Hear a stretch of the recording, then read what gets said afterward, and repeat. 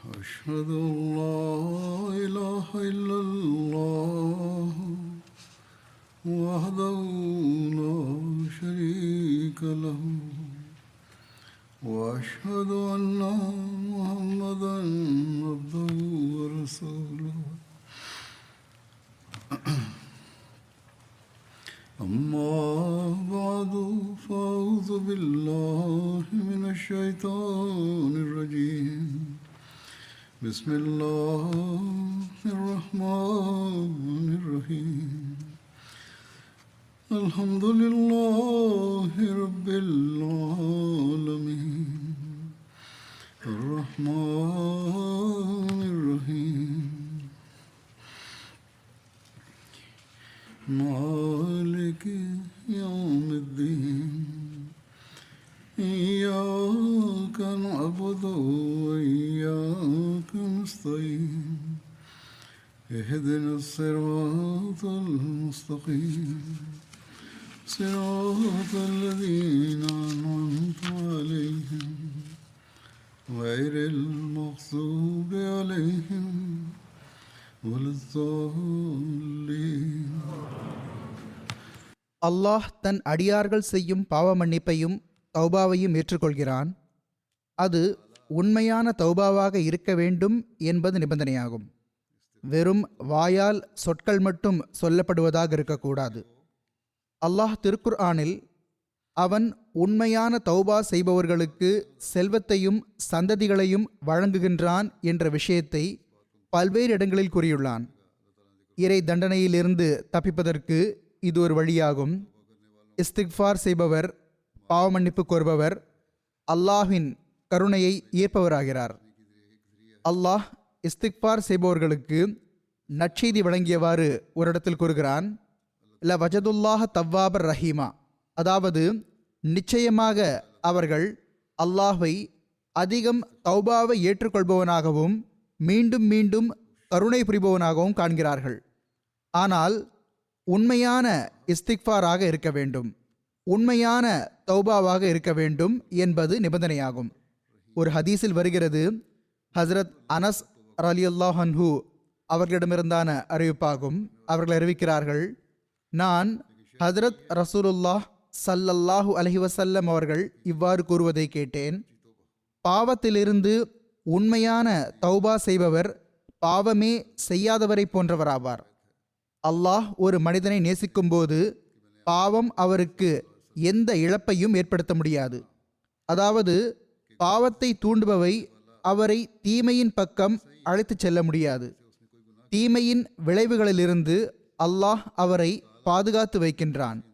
பிறகு ஹஸ்ரத் ரசூலுல்லாஹ் ஸல்லல்லாஹு அலைஹி வஸல்லம் அவர்கள் இந்த வசனத்தை ஓதினார்கள், இன்னல்லாஹ யுஹிப்புத் தவ்வாபீன வ யுஹிப்புல் முத்தஹிரீன். பொருள், அல்லாஹ் தௌபா செய்பவர்களையும் தூய்மையை மேற்கொள்பவர்களையும் நேசிக்கின்றான்.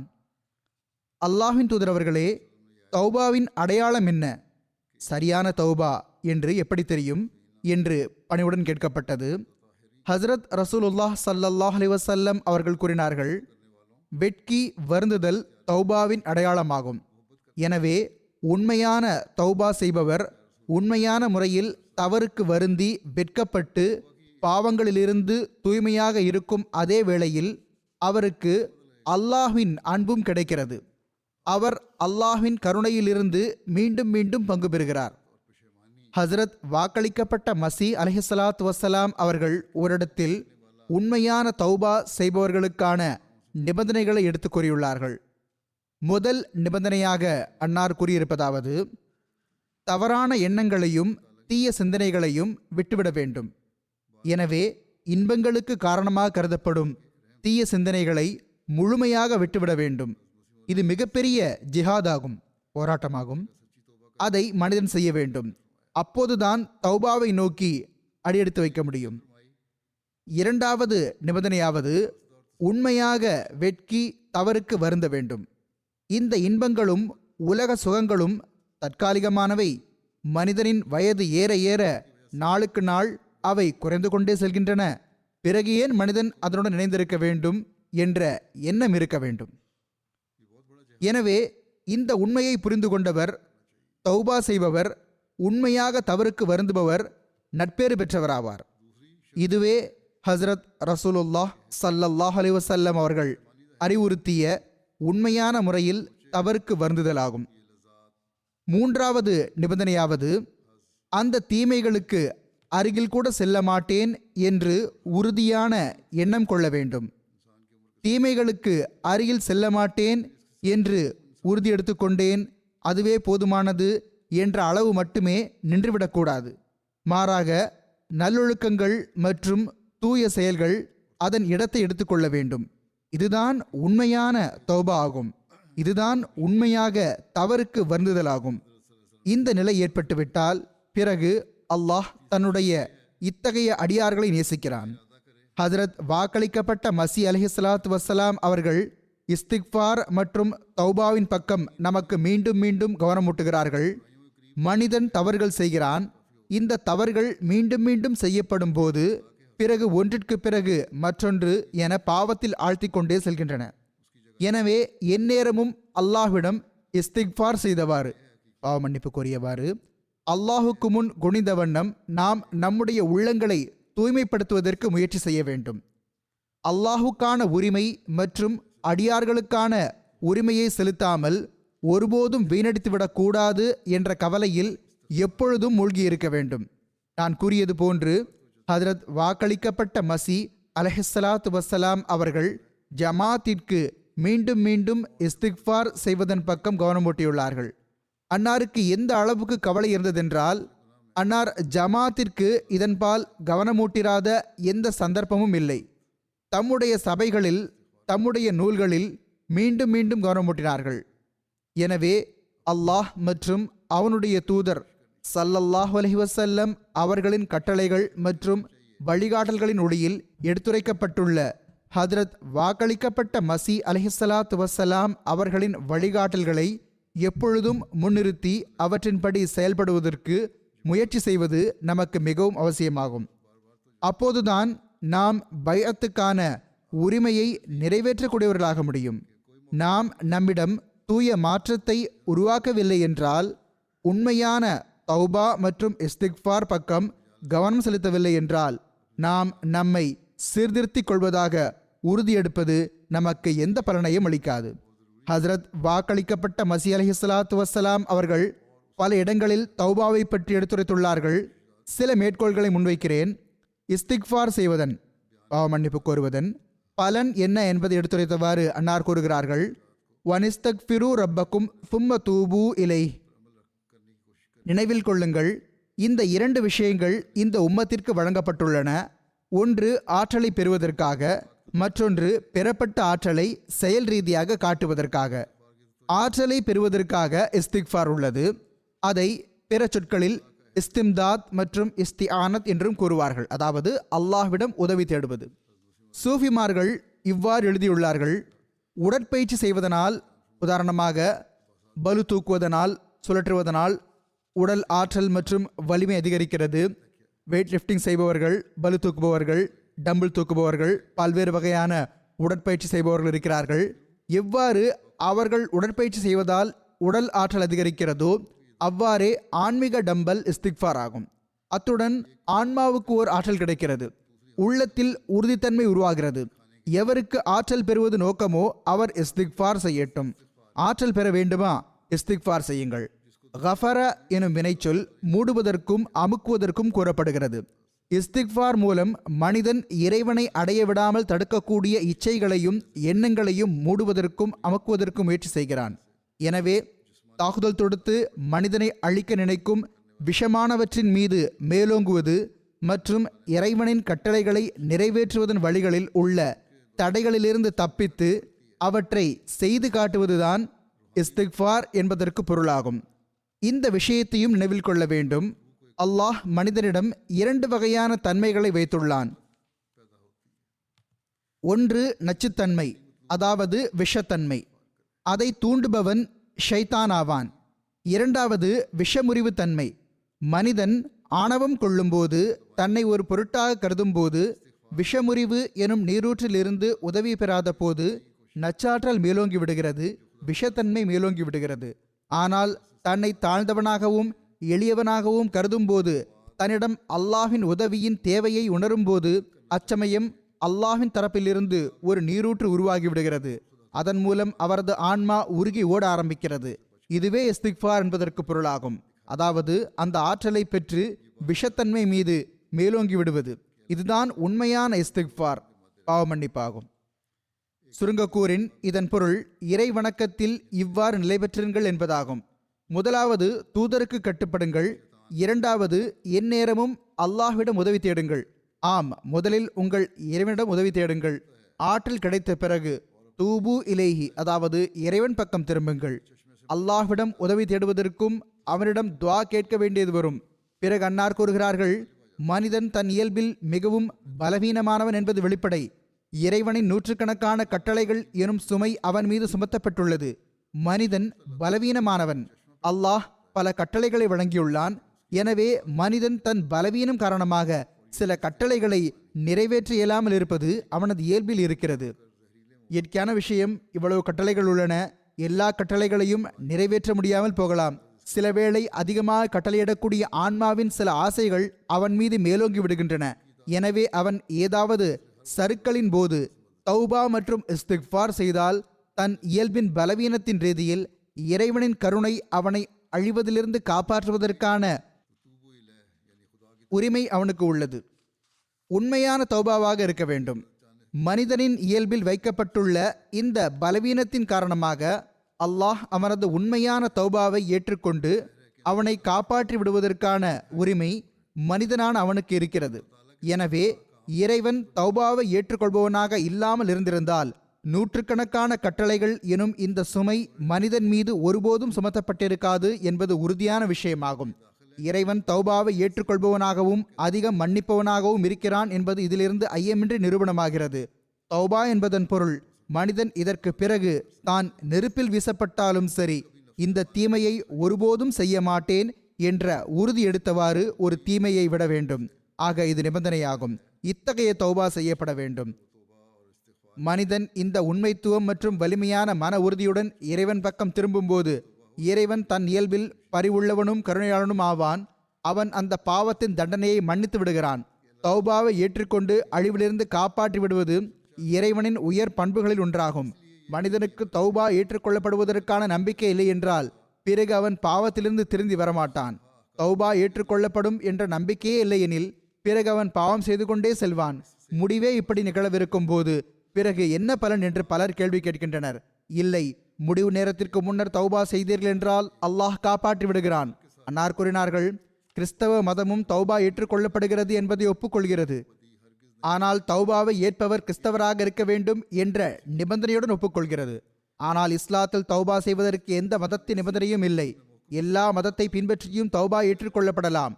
ஒருவர் இறைவனின் மறை மற்றும் இறைவனின் தூதர் ஸல்லல்லாஹு அலைஹி வஸல்லம் அவர்களை நிராகரிக்கக்கூடிய அந்த பாவம் மட்டும் எஞ்சியிருந்து விடுகிறது. மனிதன் தன்னுடைய செயல்களால் மட்டுமே ஈடேற்றம் அடைந்து விடுவது என்பது முற்றிலும் அசாத்தியமான விஷயமாகும். மாறாக இது இறைவனின் பேரருளாகும். அதாவது அவன் சிலரது தௌபாவை ஏற்றுக்கொள்கிறான். சிலருக்கு தனது அருளால் எத்தகைய ஆற்றலை வழங்குகிறான் எனில் அவர் பாவத்தை விட்டும் பாதுகாப்பாக இருக்கிறார். ஒரு நபர் அன்னாரது சபைக்கு வந்தார். அவர், நான் என்ன ஜிக்ர் செய்யட்டும் என்று கேட்டார். அன்னார் கூறினார்கள், அதிகம் இஸ்திக்ஃபார் செய்வீராக. மனிதனுக்கு இரண்டே நிலைகள் உள்ளன. ஒன்று, அவர் பாவம் செய்யாமல் இருப்பார், அல்லது அல்லாஹ் அந்த பாவத்தின் தீய விளைவுகளிலிருந்து அவரை காப்பாற்றி விடுவான். எனவே இஸ்திக்ஃபார் ஓதும்போது இரண்டு பொருள்களையும் கருத்தில் கொள்ள வேண்டும். அவர் பாவமும் செய்யக்கூடாது, பாவத்தின் தீய விளைவுகளும் வெளிப்படக்கூடாது. அல்லாஹ் அவரை மன்னித்து விட வேண்டும். மீண்டும் ஒருபோதும் அவர் பாவம் செய்யக்கூடாது. இதை முன்னிறுத்தியவாறு இஸ்திக்ஃபார் ஓத வேண்டும். ஒன்று, அல்லாஹ்விடம் முந்தைய பாவங்களில் திரையிடுதலை வேண்ட வேண்டும். இரண்டாவது, வருங்காலத்தில் பாவங்களிலிருந்து காப்பாற்று என்று இறைவனிடம் நல்வாய்ப்பு வேண்ட வேண்டும். ஆனால் இஸ்திக்ஃபார் வெறும் நாவால் முழுமையடைவதில்லை. மாறாக உள்ளத்தால் பாவ மன்னிப்பு வேண்ட வேண்டும். தொழுகையில் தாய்மொழியிலும் துவா கேட்க வேண்டும். இது அவசியமாகும். இப்போது மனிதன் நிகழ்ந்துவிட்ட அந்த தவறுகளின் பக்கம் மீண்டும் ஒருபோதும் செல்ல மாட்டேன் என்று நிரூபிக்க முயற்சி செய்யாதவரை அஸ்தக்ஃபிருல்லாஹ், இனி வருங்காலத்தில் தவறுகள் நிகழாது என்று வெறும் வாயால் இஸ்திக்ஃபார் செய்து விடுவது அல்லது எழுதிவிடுவது ஆகியவற்றால் எந்த பலனும் இல்லை. இஸ்திக்ஃபார் பாவ மன்னிப்பு என்பதன் பொருளை புரிய வைத்தவாறு ஒரு சந்தர்ப்பத்தில் அன்னார் கூறினார்கள், இஸ்திக்ஃபார் என்பதன் பொருள் வெளிப்படையில் எந்த பாவமும் வெளிப்படக்கூடாது, பாவங்களை செய்யும் ஆற்றல் வெளிப்படக்கூடாது என்பதே ஆகும். நபிமார்களின் இஸ்திக்ஃபார் செய்தலின் உண்மைத்துவம் இதுவே ஆகும். அவர்கள் குற்றமற்றவர்களாகத்தான் இருக்கிறார்கள், ஆனால் அவர்கள் வருங்காலத்தில் அந்த ஆற்றல்கள் வெளிப்படக்கூடாது என்பதற்காக இஸ்திக்ஃபார் செய்கிறார்கள். பொதுமக்களுக்கு இஸ்திக்ஃபார் என்பதற்கு வேறு பொருள்களும் எடுத்துக்கொள்ளப்படும். அதாவது எந்த குற்றங்கள் மற்றும் பாவங்கள் நிகழ்ந்து விட்டனவோ அவற்றின் தீய விளைவுகளிலிருந்து அல்லாஹ் காப்பாற்றி வைப்பானாக, மேலும் அந்த பாவங்களை மன்னித்தருள்வானாக, அத்துடன் இனிவரும் காலத்தில் பாவங்களிலிருந்து பாதுகாத்து வைப்பானாக என்பதாகும். அன்னார் கூறினார்கள், எவ்வாறு இருப்பினும் இஸ்திக்ஃபார் செய்வதில் எந்நேரமும் மூழ்கியிருப்பது மனிதனுக்கு அவசியமான விஷயமாகும். அன்னார் கூறுகிறார்கள், பஞ்சத்தின் வடிவில் அல்லது வேறு ஏதாவது வடிவத்தில் இந்த பெருந்துயரங்கள் வருகின்றனவே, இவற்றின் பொருளே மக்கள் இஸ்திக்ஃபார் செய்வதில் மூழ்கிவிட வேண்டும் என்பதுதான். இந்த நாட்களில் உலகில் போர் சூழல்கள் உள்ளன. இந்த நிலைமைகளில் உலகை பாதுகாத்து வைப்பதற்காகவும் நம்மை பாதுகாத்துக் கொள்வதற்காகவும் அஹ்மதிகளான நாமும் மிக அதிகம் இஸ்திக்ஃபார் செய்ய வேண்டும். அன்னார் கூறுகிறார்கள், ஆனால் இஸ்திக்ஃபார் என்பதற்கு அஸ்தக்ஃபிருல்லா அஸ்தக்ஃபிருல்லா என்று சொல்லிக்கொண்டே இருக்க வேண்டும் என்பது பொருள் அல்ல. உண்மையில் அந்நிய நாட்டின் மொழியாக இருப்பதனால் மக்களுக்கு உண்மை மறைந்துள்ளது. அரபு மக்கள் இந்த விஷயங்களை மிக நன்றாக புரிந்திருக்கிறார்கள். ஆனால் நமது நாட்டில் அந்நிய மொழியின் காரணமாக பல உண்மைத்துவங்கள் மறைந்திருந்தன. பல மக்கள் நாங்கள் இத்தனை முறை இஸ்திக்ஃபார் செய்தோம் என்று கூறுகிறார்கள், 100 முறை தஸ்பீஹ் ஓதினோம், 1000 முறை தஸ்பீஹ் ஓதினோம் என்கிறார்கள். ஆனால் இஸ்திக்ஃபார் என்பதன் அர்த்தத்தை பொருளை கேட்டால் ஒன்றும் தெரியாது, திகைத்து போய்விடுவார்கள். மனிதன் உண்மையான முறையில் உள்ளத்திலேயே என்னிடமிருந்து நிகழ்ந்துவிட்ட அந்த குற்றங்கள் மற்றும் பாவங்களுக்கான தண்டனை அனுபவிக்க வேண்டி வரக்கூடாது என்று மன்னிப்பு கோரிக்கொண்டிருக்க வேண்டும். மேலும் இனி நற்செயல் செய்ய நல்வாய்ப்பு வழங்குவாயாக, தீமையிலிருந்து பாதுகாத்து வைப்பாயாக என்று வருங்காலத்தில் உள்ளத்துக்குள்ளேயே எந்நேரமும் இறைவனிடம் உதவி கோரிக்கொண்டே இருக்க வேண்டும். அன்னார் கூறினார்கள், சொற்களால் எந்த வேலையும் நடக்காது என்பதை நன்றாக நினைவிற்கொள்ளுங்கள். இறைவன் முந்தைய பாவங்களை மன்னித்துவிட வேண்டும் என்றும் இனி பாவங்களிலிருந்து பாதுகாத்து வைக்க வேண்டும் என்றும் நற்செயல் செய்ய நல்வாய்ப்பு வழங்க வேண்டும் என்றும் தாய்மொழியில் இஸ்திக்ஃபார் செய்யலாம். மேலும் இதுவே உண்மையான இஸ்திக்ஃபார் ஆகும். உள்ளத்திற்கு தெரியக்கூட இல்லாமல் வெறுமனே அஸ்தக்ஃபிருல்லா அஸ்தக்ஃபிருல்லா என்று கூறிக்கொண்டே தெரிய வேண்டிய எந்த அவசியமும் இல்லை. நினைவில் கொள்ளுங்கள், உள்ளத்திலிருந்து எழுவதுதான் இறைவன் வரை சென்றடைகிறது. தாய்மொழியிலேயே இறைவனிடம் துஆ கேட்க வேண்டும். அதனால் உள்ளத்திலும் தாக்கம் ஏற்படுகிறது. நாவோ உள்ளத்திற்கு சான்று மட்டுமே பகர்கிறது. உள்ளத்தில் உத்வேகம் ஏற்பட்டால் நாவும் உடன் இணைந்துவிட்டால் நல்ல விஷயம். உள்ளம் இல்லாமல் வெறும் நாவளவிலான துவாக்கள் பயனற்றவை, வீணானவையாகும். எனினும் உள்ளத்தின் துவாக்கள் அசல் துவாக்களாகும். பெரும் இன்னல் வரும் நேரத்திற்கு முன்னர் மனிதன் தன் உள்ளத்துக்குள்ளேயே அல்லாஹ்விடம் துவாக்கள் கேட்டுக்கொண்டிருந்தால், இஸ்திக்ஃபார் செய்து கொண்டே இருந்தால், பிறகு கருணையாளனும் பரிமாணவனுமான அந்த இறைவனால் இந்த பெருந்துன்பம் அகன்று விடுகிறது.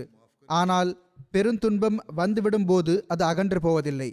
பெரும் இன்னல் வரும் முன் துவாக்கள் செய்து கொண்டே இருக்க வேண்டும். அதிகம் இஸ்திக்ஃபார் செய்ய வேண்டும். இவ்வாறு அல்லாஹ் பெரும் இன்னல் வரும்போது பாதுகாத்து வைக்கிறான். நமது ஜமாத் ஏதாவது தனிச்சிறப்பான விஷயத்தை காட்டவும் வேண்டும். ஒருவர் பையத் செய்து செல்கிறார், ஆனால் எந்த தனிச்சிறப்பான விஷயத்தையும் காட்டவில்லை என்றால், மனைவியுடன் முன்னர் நடந்து கொண்டது போன்றே நடந்து கொள்கிறார் என்றால், தமது மனைவி மக்களுடன் முன்பிருந்தது போன்றே நடந்து கொள்கிறார் என்றால் இது நல்ல விஷயம் இல்லை. பையத் செய்த பிறகு அதே தீய ஒழுக்கம், தீய முறையில் நடந்து கொள்வது இருக்கிறது என்றால், முன்பிருந்த அதே நிலை நீடித்தால் பிறகு பையத் செய்ததன் பலன் என்ன? பையத் செய்த பிறகும் அதே தீய ஒழுக்கம், தீய முறையில் நடந்து கொள்வது இருக்கிறது என்றால், முன்பிருந்த அதே நிலை நீடித்தால் பிறகு பையத் செய்ததன் பலன் என்ன? பையத் செய்த பிறகு அந்நியர்களுக்கும் தம்முடைய உறவினர்கள் மற்றும் அண்டை அயலாருக்கும் கூட எப்படிப்பட்ட முன்மாதிரியாக திகழ்ந்து காட்ட வேண்டும் என்றால், இப்போது இவர் முன்பிருந்தவர் அல்ல என்று அவர்கள் கூற வேண்டும். இதுவே உண்மையான இஸ்திக்ஃபார் செய்வதன் விளைவாக இருக்க வேண்டும். நன்றாக நினைவில் கொள்ளுங்கள், தூய்மையாளராகி அமல் செய்வீர்களாயின் உங்கள் மீதான மதிப்பச்சம் மற்றவர்களுக்கு கண்டிப்பாக ஏற்படும். ஹதரத் ரசூலுல்லாஹ் ஸல்லல்லாஹு அலைஹி வஸல்லம் அவர்கள் மீதான மதிப்பச்சம் எவ்வளவு பெரியதாக இருந்தது.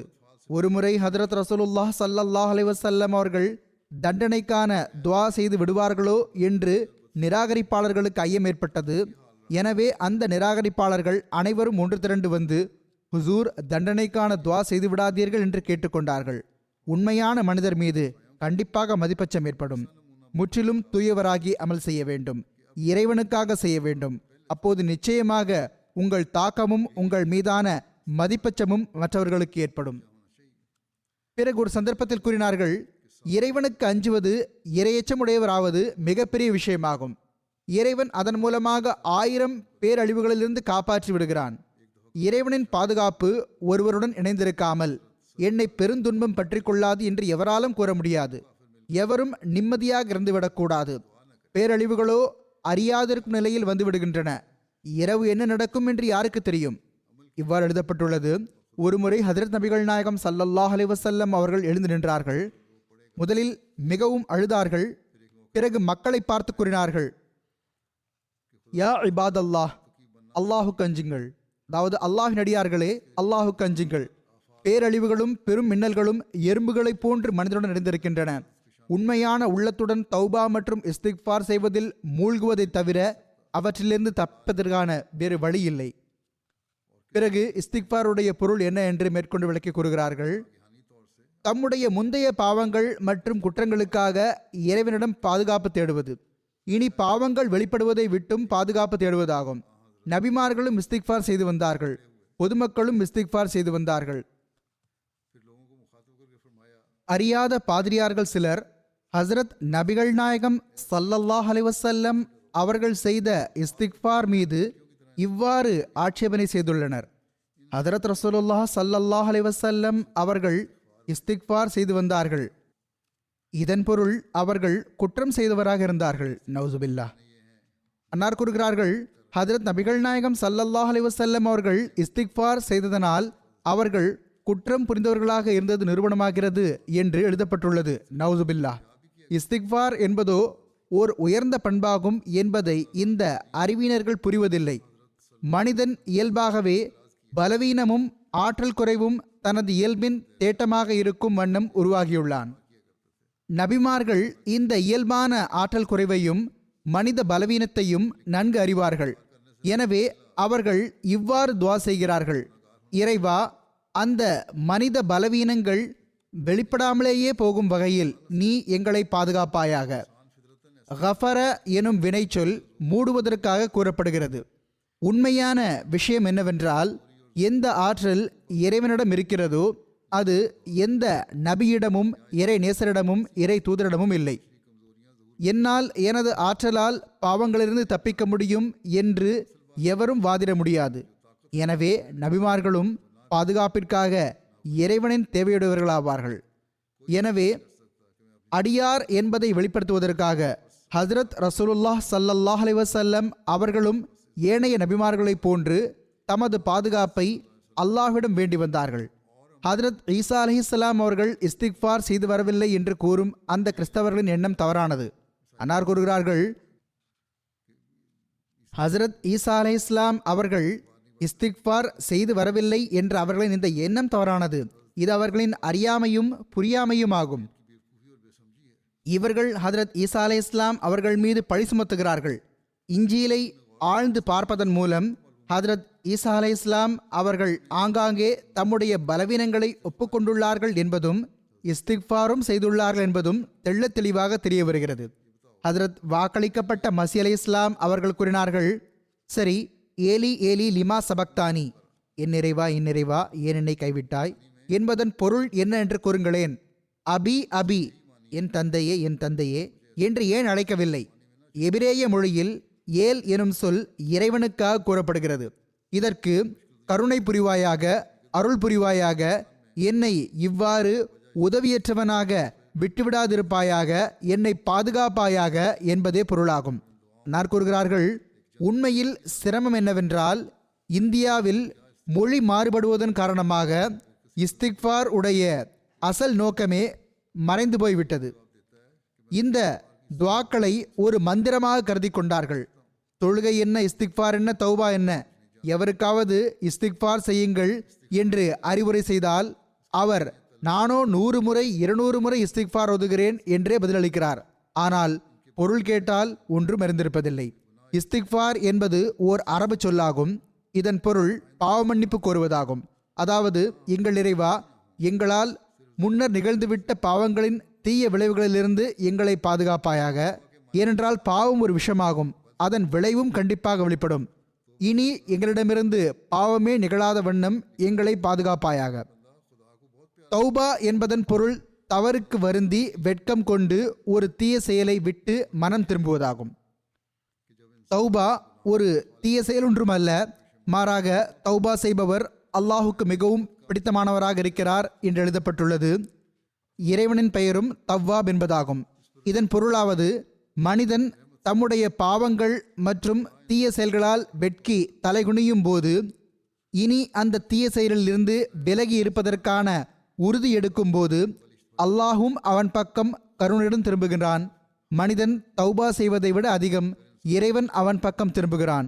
ஆக ஹதீஸ் ஷெரீஃபில் வருகிறது, மனிதன் இறைவனை நோக்கி ஒரு சாணளவுக்கு சென்றால் இறைவன் அவன் பக்கம் ஒரு முழமளவுக்கு வருகின்றான்.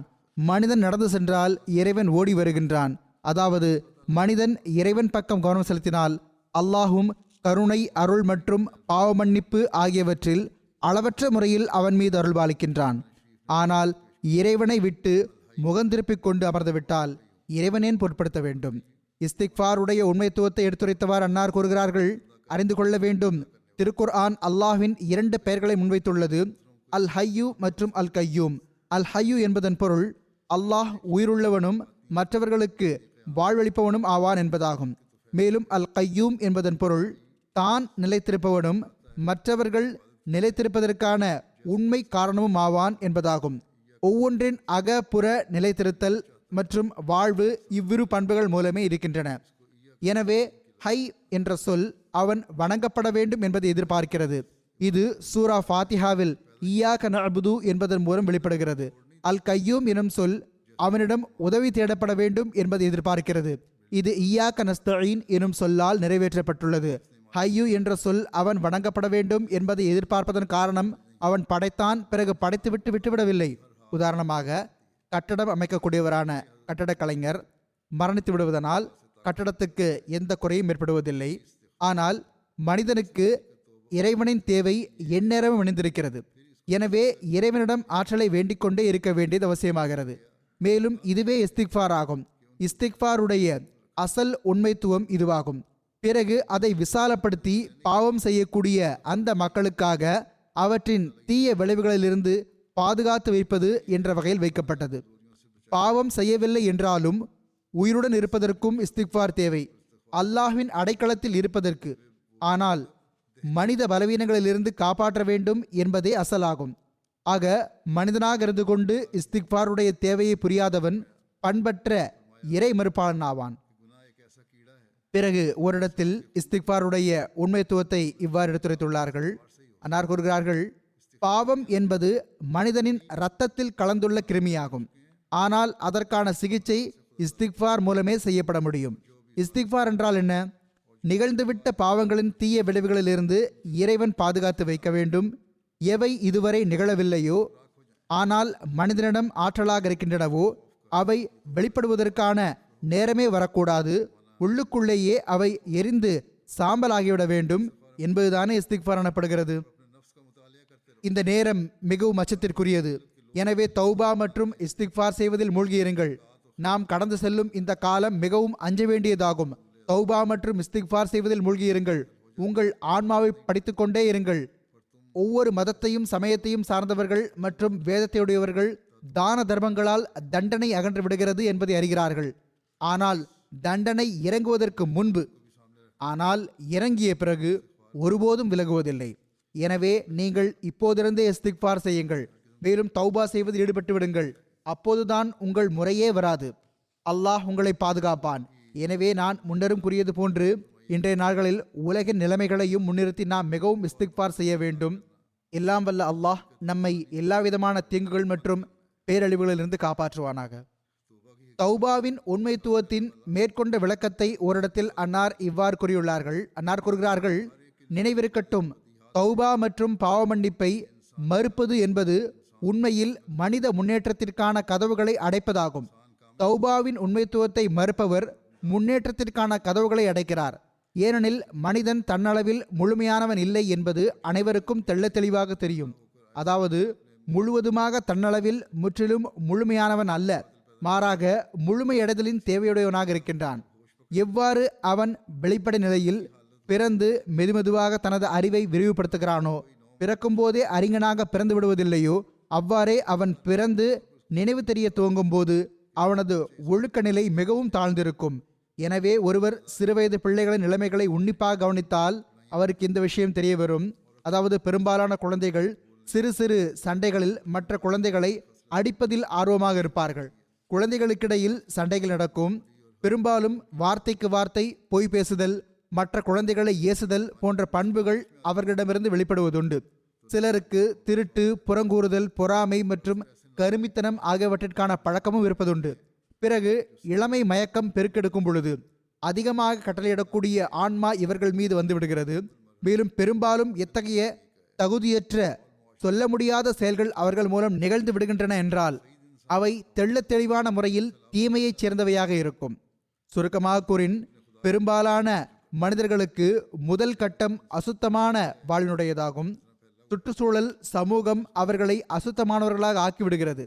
பிறகு நல்லியல்புடைய மனிதன் ஆரம்ப வயதின் பெருவெள்ளத்திலிருந்து வெளியே வந்த பிறகு அவன் தன் இறைவன் பக்கம் கவனம் செலுத்துகின்றான்.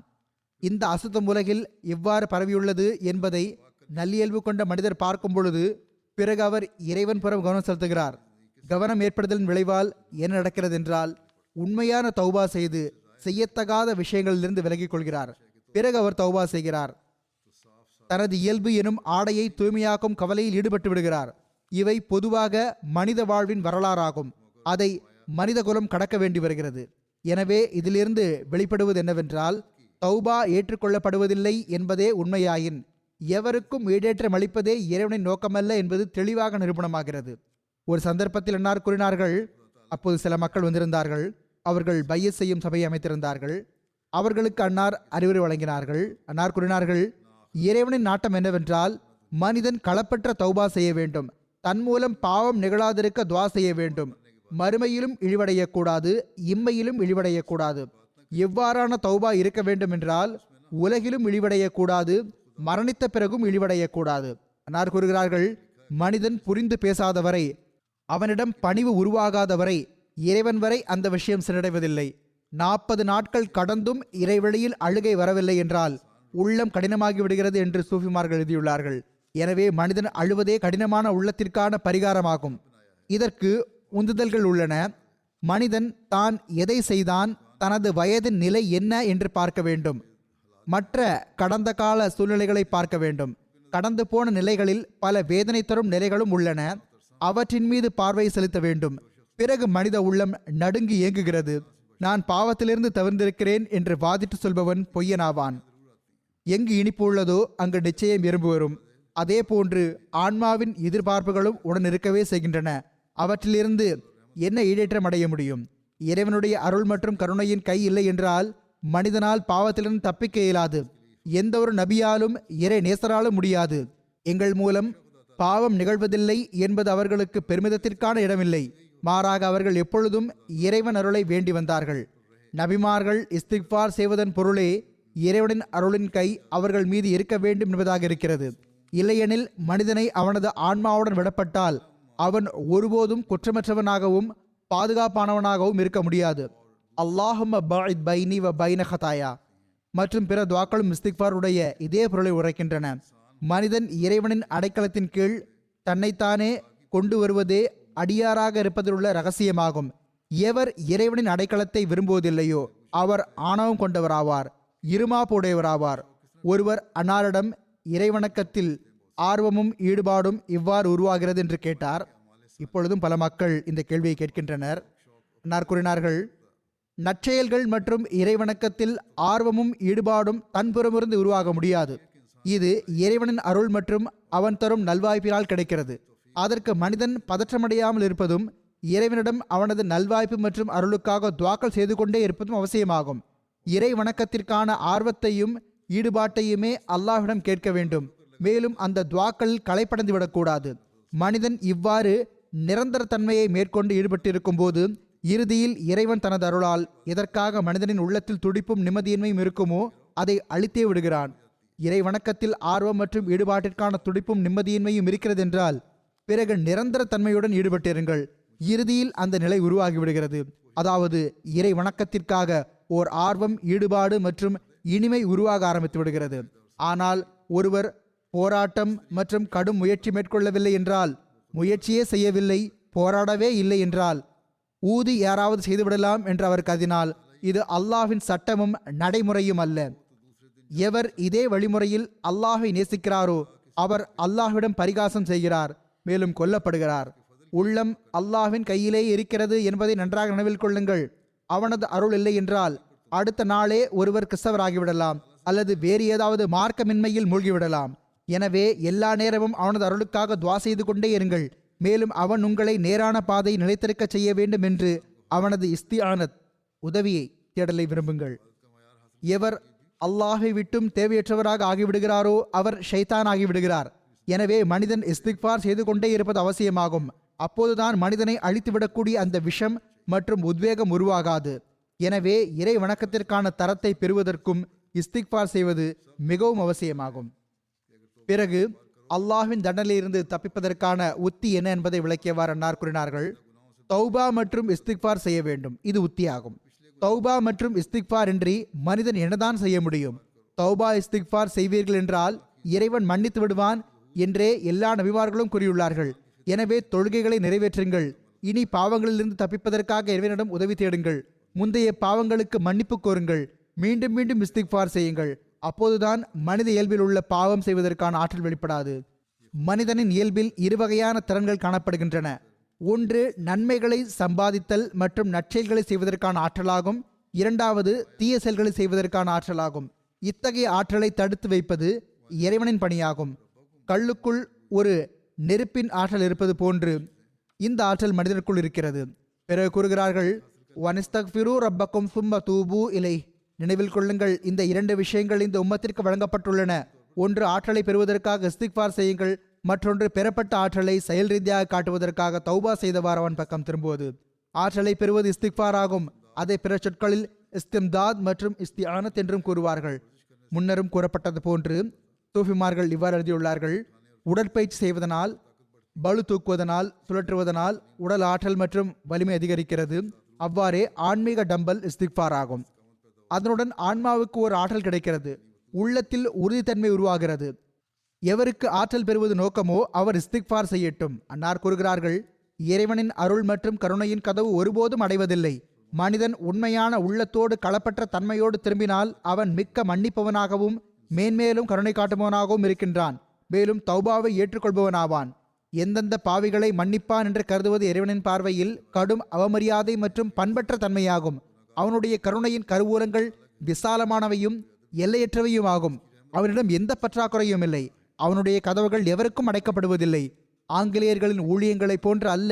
இவ்வளவு படித்தவர்களுக்கு எங்கிருந்து விளைவாய்ப்பு கிடைக்கும் என்பது போன்று இல்லை.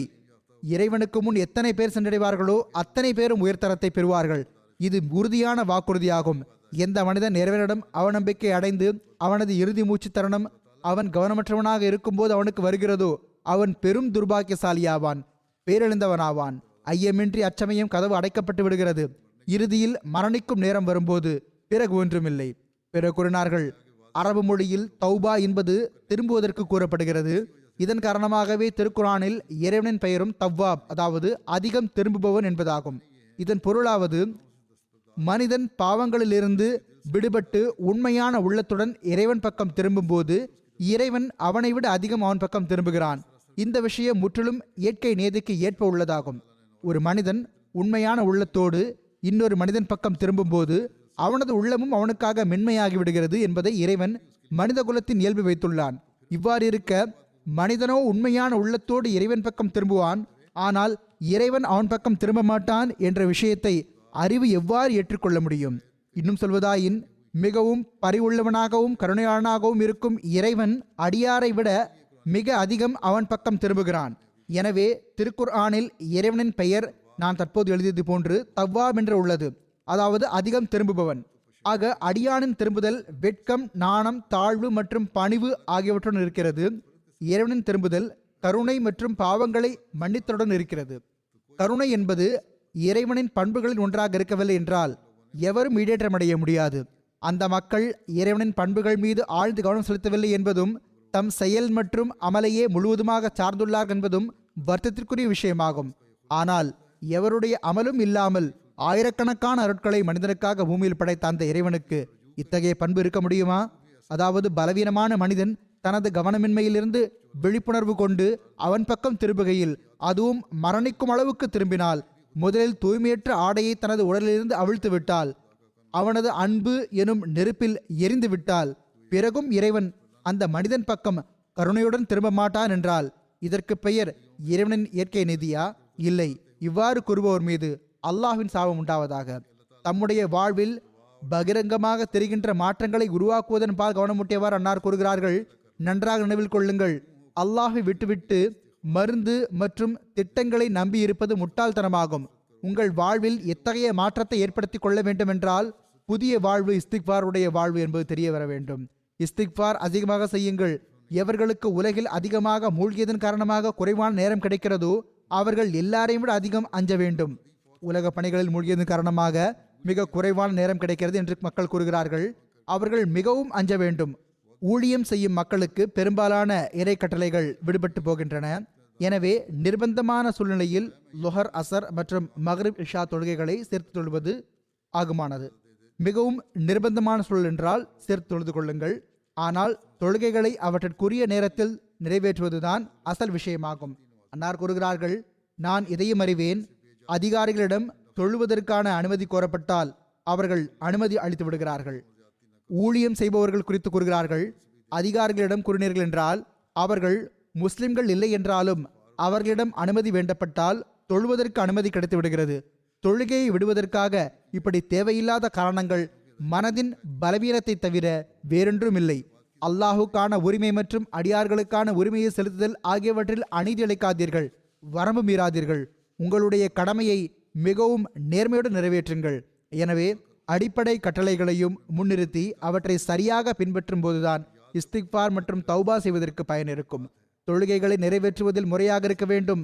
அல்லாஹுக்கான உரிமை மற்றும் அடியார்களுக்கான உரிமை ஆகியவற்றையும் சரியாக நிறைவேற்ற வேண்டும். பிறகு அன்னார் கூறினார்கள், எனவே எழுந்திருங்கள், தௌபா செய்யுங்கள், உங்கள் எஜமானனை நற்செயல்களால் திருப்திப்படுத்துங்கள். நினைவில் கொள்ளுங்கள், கொள்கை ரீதியான தவறுகளுக்கான தண்டனையோ மரணித்த பிறகுதான் கிடைக்கும்.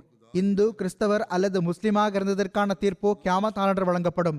ஆனால் எவர் அநீதி, அக்கிரமம், தீமை மற்றும் ஒழுக்கமின்மையில் எல்லை மீறுகிறாரோ அவருக்கு இந்த இடத்திலேயே தண்டனை வழங்கப்படுகிறது. அப்போது அவரால் இறைவனின் தண்டனையிலிருந்து எவ்வகையிலும் ஓட முடியாது. எனவே உங்கள் இறைவனை விரைவில் திருப்தியடை செய்து கொள்ளுங்கள். அவன் மிகவும் பரிவுள்ளவனாவான். ஒரு நொடிப்பொழுதின் உருக்கிவிடும் தௌபாவால் 70 ஆண்டின் பாவத்தை அவனால் மன்னிக்க முடியும். தௌபா ஏற்றுக்கொள்ளப்படுவதில்லை என்று கூறாதீர்கள். நினைவில் கொள்ளுங்கள், நீங்கள் உங்களுடைய அமல்களால் ஒருபோதும் தப்பிக்க முடியாது. எப்பொழுதும் அருள் காப்பாற்றுகிறது, அமல்கள் அல்ல.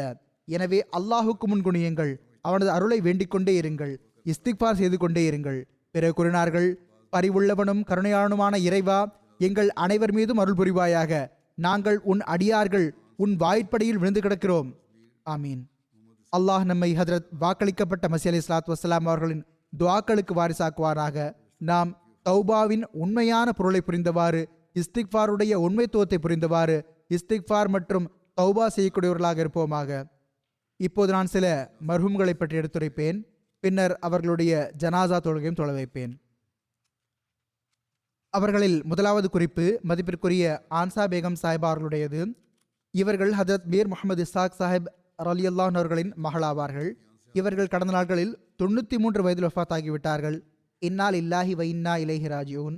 அல்லாஹ்வினால் மூசியாவாக இருந்தார்கள். காதியானில் பிறந்தார்கள். ஹஜரத் மீர் நாசர் நவாப் சாஹிப் இவர்களின் தந்தை வழிபாட்டினார் ஆவார்கள். இவர்களின் தாயாரின் பெயர் ஹஜரத் சாலிஹா பேகம் சாஹிபா ஆகும். அவர்கள் பீர் மன்சூர் முகமது சாஹிப் அவர்களின் மகளாவார்கள். இவர்கள் ஆரம்ப கல்வியை காதியானிலிருந்து பயின்றார்கள். அல்லாஹ் இவர்களுக்கு 2 ஆண் பிள்ளைகள் மற்றும் ஒரு பெண் பிள்ளையை அருளினான். மர்ஹூம் காசி ஷவுகத் சாஹிபுடன் இவர்களுக்கு திருமணமானது. ரப்வாவிலிருந்து மீர் மஹமூத் அஹமத் நாசிர் சாஹிப் அவர்கள் தம் சகோதரியை பற்றி எழுதுகிறார்கள். மிகவும் எளிமையானவர், முற்றிலும் அப்பாவியாகவும் எவருக்கும் தீங்கு நினைக்காதவராகவும் இருந்தார். எங்கள் சகோதரி திருமணத்திற்கு முன்பு முழு குடும்பத்திற்கும் தொண்டு செய்பவராக இருந்தார். சகோதரர் கூறுகிறார்கள், ரப்வாவின் ஆரம்ப காலத்தில் இங்கு மின்சாரம் இருந்திராத போது வெப்பம் அதிகமாக இருக்கும். மண் வீடுகளில் வசித்து வந்தோம். சகோதரர் கூறுகிறார்கள், வெப்பத்தில் இருந்து பாதுகாத்துக் கொள்வதற்காக நாங்கள் அனைவரும் ஒரு அறையில் ஒன்று கூடிவிடுவோம். அங்கு ஒரு மிகப்பெரிய கை விசிறி கூரையில் தொங்கவிடப்பட்டிருந்தது. அதனை கயிற்றை பிடித்து அசைப்பார். இவர் யாரும் சொல்லாமலேயே நாங்கள் நிம்மதியாக உறங்க வேண்டும் என்பதற்காக எங்களுடைய நிம்மதிக்காக வெளியே அமர்ந்து கொண்டு அந்த கயிற்றை அசைத்துக் கொண்டிருப்பார். அனைவருக்கும் தொண்டு செய்வதற்கான தன்னலமற்ற உணர்வு சகோதரியிடம் இருந்தது.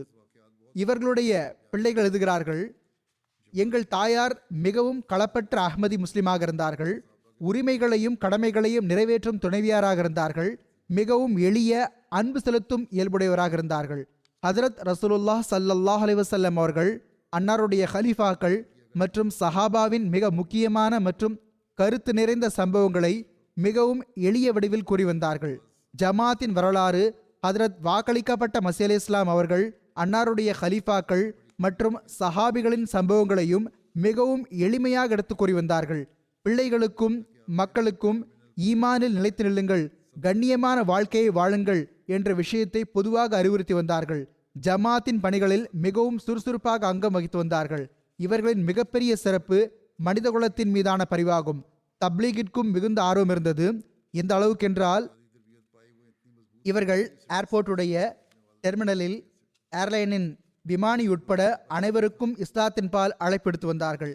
இவர்களின் பண்புகளில் அழகும் எளிமையும் இருந்தது. மிக உன்னதமாக சொற்பொழிவாற்றுவார்கள். இவர்களின் சகோதரி மகள் அமத்துல் காஃபி சாஹிபா கூறுகிறார்கள், இவர்கள் பெற்ற அடிப்படையான தர்பியத் எவ்வளவு உறுதி வாய்ந்ததாக இருந்தது என்றால் தம் பெற்றோர்களின் தர்பியத்தில் இருந்து ஒருபோதும் விலகியதில்லை. மார்க்கத்திற்கு தொண்டாற்றுவதற்கான உணர்வு எந்த அளவு இருந்ததென்றால் நியூயார்க் போன்ற நகரத்தில் முறையாக பள்ளிக்கு சென்று பள்ளியை தூய்மைப்படுத்தி வந்தார்கள். மக்கள் கூறுகிறார்கள், இவர்களுக்கு உடல்நலம் நன்றாக இருந்த காலம் வரை வீட்டுக்கு தேவையானவற்றை வாங்கும் போது பொதுமக்களுக்கு அவர்களின் புரிதல் மற்றும் மொழிக்கு ஏற்ப தப்லீக் செய்து வந்தார்கள். ஏழைகள் மற்றும் நிர்பந்தத்திற்காளானவர்களுக்காக மனதில் அனுதாபம் மற்றும் அன்பின் ஒரு சூறாவளி வீசிக்கொண்டே இருந்தது. அல்லாஹ் இவர்களின் சந்ததிகளுக்கும் இவர்களின் நன்மைகளை தொடர்வதற்கு நல்வாய்ப்பு வழங்குவானாக. இவர்களை மன்னித்து கருணையுடன் நடந்து கொள்வானாக. இவர்களின் தரத்தை உயர்த்துவானாக. இரண்டாவது ஜனாசா சியால்கோட்டைச் சேர்ந்த மதிப்பிற்குரிய புஷ்ரா அக்ரம் சாஹிபா அவர்களுடையது. இவர்களும் கடந்த நாட்களில் வஃபாத்தாகிவிட்டார்கள். இன்னா லில்லாஹி வ இன்னா இலைஹி ராஜிஊன். 1955 சியால்கோட் மாவட்டத்தின் பட்டால் என்னும் இடத்தில் பிறந்தார்கள். மர்ஹூமா நட்பண்பும் இரையச்சமும் கொண்டவராகவும் தொழுகை மற்றும் நோன்பை கடைபிடிக்கும் ஒரு களப்பற்ற பெண்மணியாக இருந்தார்கள். விருந்தோம்பல், ஏழைகளை பராமரித்தல் மற்றும் ஹிலாஃபத் மீதான நேசம் இவர்களிடம் வெளிப்படையாக தெரியும் சிறப்புகளாக இருந்தன. வாழ்க்கையை அர்ப்பணித்தவர்களுக்கு மிகவும் கண்ணியமளித்து வந்தார்கள். பின்விட்டு சென்றவர்களில் கணவர் மட்டுமின்றி 3 மகள்களும் ஒரு மகனும் உள்ளார்கள். இவர்களின் மகன் ஷஹரியார் பாபர் ஷஹசாத் சாஹிப் இயக்கத்தின் முரபி ஆவார்கள். சிராலியோனில் தொண்டாற்றும் நல்வாய்ப்பு பெறுகிறார்கள். அங்கு செயல்களத்தில் இருக்கும் காரணத்தினால் இவர்களின் ஜனாசாவில் கலந்து கொள்ள இயலவில்லை. இந்த முரபி பாபர் ஷஹசாத் சாஹிப் எழுதுகிறார்கள், ஜாமியாவில் நான் அனுமதி பெற்ற போது இவர்கள் மிகவும் மகிழ்ச்சி அடைந்தார்கள். உன்னிடம் என்ன கேள்வி கேட்டார்கள் என்று இவர்களிடம் கேட்டார்கள். மகன் கூறுகிறார், நீங்கள் ஒரே மகன் ஆவீர்கள். நீங்கள் வாழ்வை அர்ப்பணித்து விட்டால் பெற்றோரை யார் கவனித்துக் கொள்வார்கள் என்று அவரிடம் ஜாமியாவில் கேட்கப்பட்டது. மகன் கூறுகிறார், நான் என்ன பதிலளிக்க வேண்டுமோ அளித்து விட்டேன். ஆனால் இதனை கேள்விப்பட்ட தாயார் கூறினார்கள், எனக்கு 7 மகன்கள் இருந்திருந்தாலும் நான் அவர்கள் அனைவரையும் வஃப் செய்திருப்பேன்.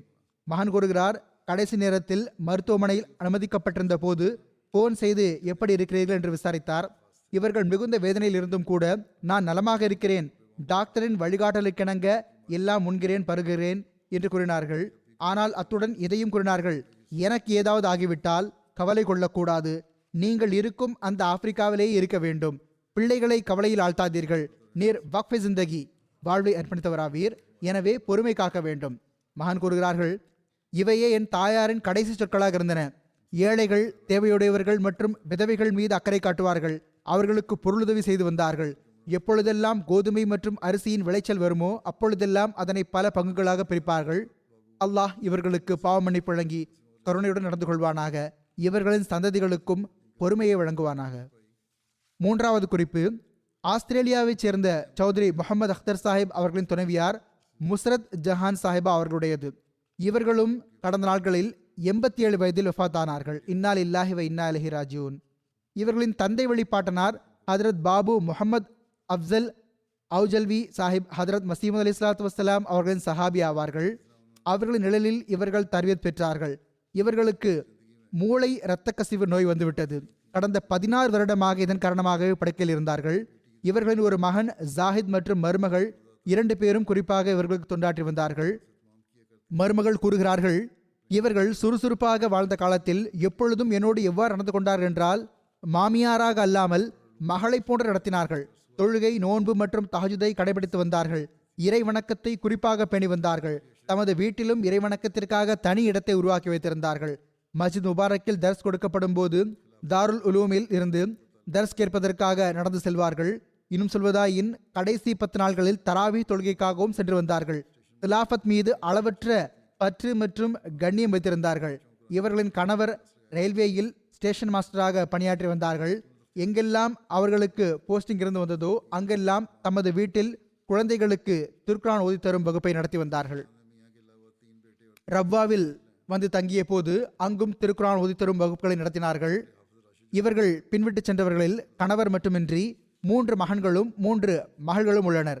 இவர்களின் இளைய மகன் ஹாஃபிஸ் ராஷித் ஜாவேத் சாஹிப் அவர்கள் ரப்வாவில் தாருல் கஸா நாசிமாக இருக்கிறார்கள். வாழ்வு ஏற்படுத்தவர் ஆவார்கள். அல்லாஹ் இவர்களுக்கு பாவ மன்னிப்பு வழங்கி கருணையுடன் நடந்து கொள்வானாக, படித்தரத்தை உயர்த்துவானாக.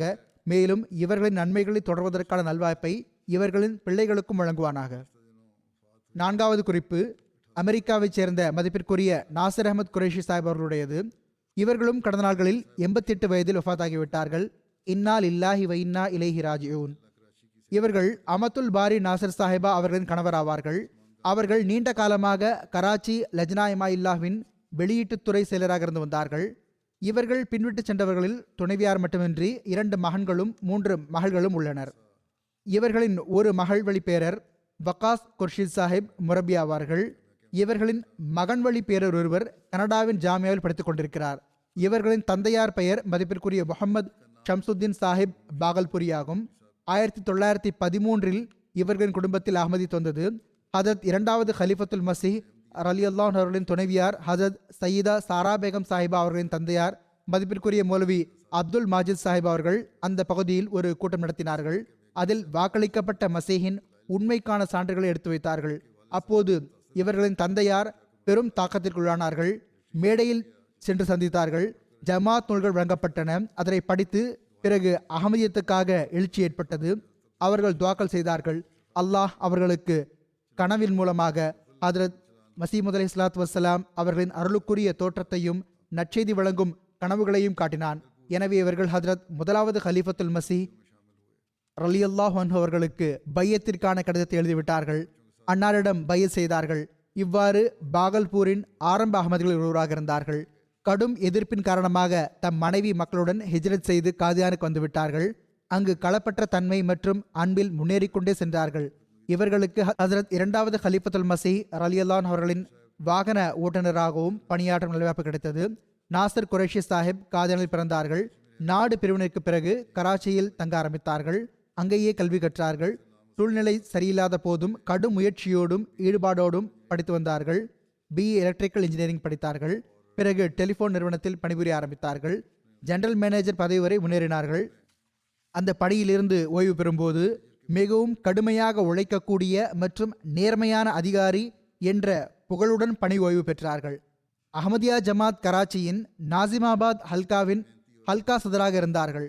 மற்ற எந்த இடங்களில் இருந்தார்களோ அங்கும் சதராக பணியாற்றுவதற்கான நல்வாய்ப்பு கிடைத்தது. அல்லாஹ் இவர்களுக்கு பாவ மன்னிப்பு வழங்கி கருணையுடன் நடந்து கொள்வானாக. இவர்களின் மனைவி அமத்துல் பாரி சாஹிப் எழுதுகிறார்கள், நான் எப்பொழுதும் இவர்களை தொழுகை மற்றும் நோன்பை நிறைவேற்றுவராக கண்டிருக்கின்றேன். பள்ளி வாயிலேயே மனம் ஈடுபட்டிருக்கும். பொறுப்பான கணவராகவும் குழந்தைகளின் கல்வி மற்றும் தர்பியத்தில் அதிகம் அக்கறை கொள்பவராக காணப்பெற்றேன். இவர்களுக்கு தேவையுடையவர்களுக்கு உதவி செய்வதற்கான நல்வாய்ப்பு கிடைத்து வந்தது. கிலாஃபத்தோடு மிகவும் பற்றுள்ளவராக இருந்து வந்தார்கள்.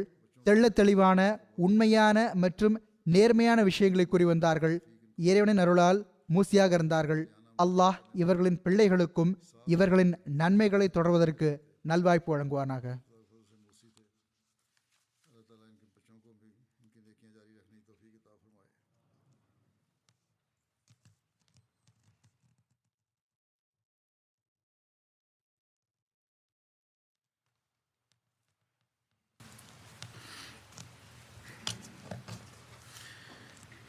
الحمد لله نحمده ونستعينه ونستغفره ونؤمن به ونتوكل عليه ونعوذ بالله من شرور أنفسنا ومن سيئات أعمالنا من يهده الله فلا مضل له ومن يضلل فلا هادي له ونشهد أن لا إله إلا الله ونشهد أن محمدا عبده ورسوله عباد الله رحمكم الله إن الله يأمر بالعدل والإحسان وإيتاء ذي القربى وينهى عن الفحشاء والمنكر والبغي يعظكم لعلكم تذكرون اذكروا الله يذكركم وادعوه يستجب لكم ولذكر الله أكبر